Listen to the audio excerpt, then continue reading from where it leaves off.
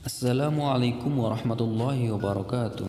Bertemu dengan mata pelajaran Al-Quran Hadis, kita akan membahas dengan materi Al-Quran Hadis sebagai pedoman hidupku. Yang pertama yang akan kita bahas adalah pengertian Al-Quran. Kata Al-Quran berasal dari kata kerja qoro'a yang berarti membaca, dan kata dasarnya adalah bacaan. Huruf alif pada kata Quran menurut Dr. Haji Quraisy Shihab mengandung arti kesempurnaan. Dengan demikian, Al-Quran adalah bacaan yang sempurna. Secara istilah, para ulama memberikan pengertian bahwa Al-Quran adalah kalamullah yang menjadi mukjizat yang diturunkan ke dalam hati Nabi Muhammad SAW. Diriwayatkan kepada kita secara mutawatir dan membacanya dinilai sebagai ibadah. Dari pengertian tersebut dapat kita pahami bahwa pertama, Al-Quran merupakan kalamullah, artinya bukan ucapan Nabi Muhammad SAW, malaikat, atau makhluk lainnya, tetapi firman Allah Subhanahu wa Ta'ala yang diturunkan melalui wahyu yang memberikan jaminan kesempurnaan dan terbebas dari kekurangan. Yang kedua, Al-Quran merupakan mukjizat, artinya hal luar biasa yang diturunkan kepada Nabi Muhammad SAW. Yang ketiga, Al-Quran diturunkan secara mutawatir, artinya riwayat yang disampaikan oleh 3 orang atau lebih yang memiliki kualifikasi terbaik sebagai orang-orang yang berakhlak mulia, sempurna kemampuan hafalannya, dan tidak pernah berbohong. Yang keempat, membacanya merupakan ibadah. Membaca Al-Quran menjadi tanda keimanan seseorang.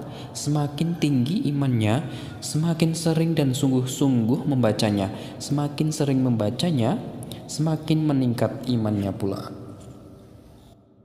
Baik, submateri yang kedua adalah nama-nama Al-Quran. Yang pertama adalah Alkitab. Seperti yang dijelaskan dalam Quran Surat Al-Baqarah ayat 2, kitab Al-Quran ini tidak ada keraguan kepadanya, petunjuk bagi mereka yang bertakwa. Yang kedua adalah Al-Furqan atau pembeda. Seperti yang dijelaskan dalam Quran Surat Al-Furqan ayat 1, Maha suci Allah yang telah menurunkan Al-Furqan, yaitu Al-Quran, kepada hambanya agar dia menjadi pemberi peringatan kepada seluruh alam. Yang ketiga Al-Huda atau petunjuk. Yang keempat ada Asy-Syifa sebagai penyembuh, dan nama-nama lain dari Al-Quran. 3 fungsi Al-Quran. Yang pertama, sebagai sumber hukum Islam yang pertama atau utama, sebagai konfirmasi dan informasi terhadap hal-hal yang tidak diketahui oleh akal pikiran kita, petunjuk bagi manusia ke jalan yang lurus tentang berbagai hal, sebagai pengontrol dan pengoreksi terhadap kitab-kitab terdahulu seperti Injil, Zabur, dan Taurat. Pembahasan yang selanjutnya adalah hadis. Pengertian hadis secara bahasa, hadis artinya baru, tidak lama, ucapan pembicaraan, cerita. Menurut para ulama, hadis merupakan sinonim dari sunnah, yaitu setiap sesuatu yang diriwayatkan atau dinisbahkan kepada diri Rasulullah SAW, baik berupa perkataan, perbuatan, dan ketetapan Nabi. Hadis terbagi menjadi 3. Yang pertama, perkataan Nabi Muhammad SAW.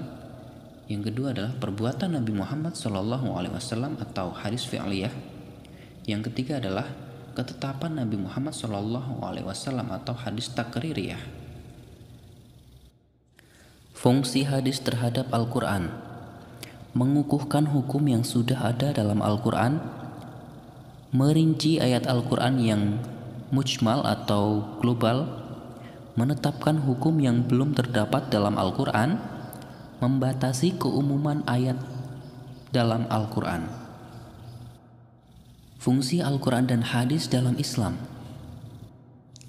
Al-Quran merupakan kitab suci terakhir yang diturunkan Allah Subhanahu wa Ta'ala. Kitab Al-Quran sebagai penyempurna dari kitab-kitab terdahulu seperti Zabur, Taurat, dan Injil.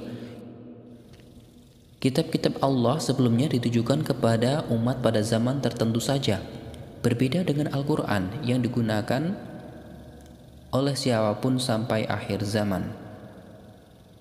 Yang kedua, sebagai sumber hukum pertama dan utama dalam Islam, hadis merupakan sumber hukum kedua ajaran Islam setelah Al-Quran.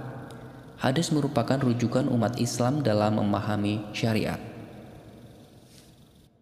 Poin-poin yang sudah dibahas tadi adalah Al-Quran adalah kalamullah yang menjadi mukjizat yang diturunkan ke dalam hati Nabi Muhammad SAW, diriwayatkan kepada kita secara mutawatir dan membacanya dinilai sebagai ibadah.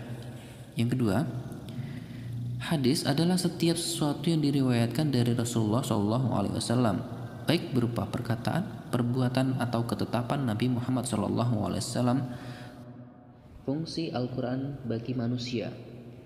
Sesuai arti dari nama-nama Al-Quran itu sendiri, Al-Quran berisi tentang hukum dan juga tuntunan manusia dalam menjalani kehidupan di dunia. Di dalam Al-Quran mengatur bagaimana berhubungan dengan orang lain, seperti berdagang, warisan, zakat, dan lain-lain. Selanjutnya, fungsi hadis terhadap Al-Quran menguatkan dan menegaskan hukum yang terdapat dalam Al-Quran, menguraikan atau menjelaskan dan merinci ayat yang masih global atau mujmal, menetapkan dan mengadakan hukum yang tidak disebutkan dalam Al-Quran, dan membatasi keumuman ayat dalam Al-Quran. Yang terakhir adalah Al-Quran adalah sumber hukum pertama dan kemudian adalah hadis. Demikian materi pembelajaran Al-Quran Hadis daring kelas 7 semester 1. Billahi taufiq wal hidayah. Assalamualaikum warahmatullahi wabarakatuh.